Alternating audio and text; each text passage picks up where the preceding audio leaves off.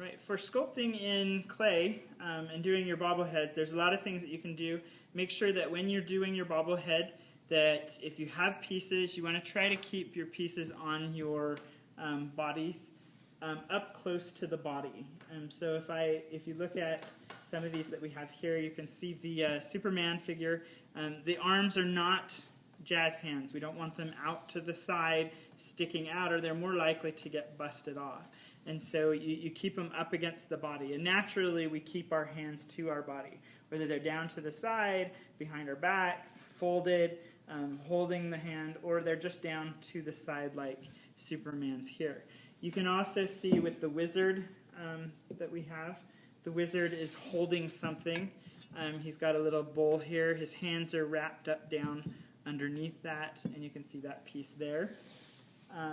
For the T-Rex, which is a little bit more advanced, a little more challenging, you can see the T-Rex here. He's got little arms that are coming out, but you want to try to avoid big things like this. This is harder to manage. You can do it, and you can have pieces hanging out, but you can already see here on T-Rex, his fingers are coming off, his toe came off. So things that are sticking out, spikes, things like that, they're going to have a harder time. So the next part I want to show you is how to make an arm for the body so that you guys can see hands. This is one of the biggest questions I get a lot of the time.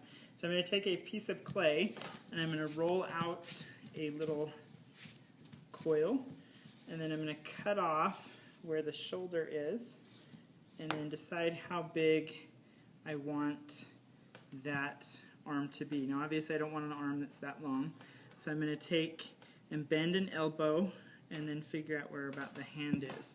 So I'm going to cut out right about there. I've got my elbow and I've got that little shoulder, so now I just need to go in and do that hand. So I'm going to take this piece and I'm going to kind of squash it into a wrist.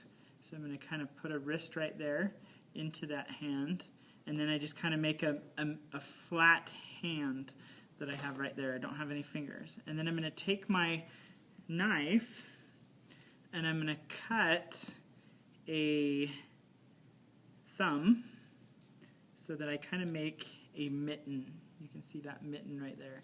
And then I'm going to take the knife and I'm going to cut 3 little lines. 1, 2, and 3 to make those. And then I just cut off a little bit of the pinky, so it's a little bit shorter. And there I have the actual hand. And then I can take that hand and I can create a palm by pressing down in the palm of the hand and then just kind of rolling those fingers into the shape that I want. So if I want it to hold something, I can roll that hand in there and I can pull that thumb up. I can round off the ends of those.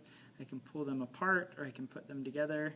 I can have it holding something, whatever that might be, and then I'm going to just smooth out any of the cracks that occur.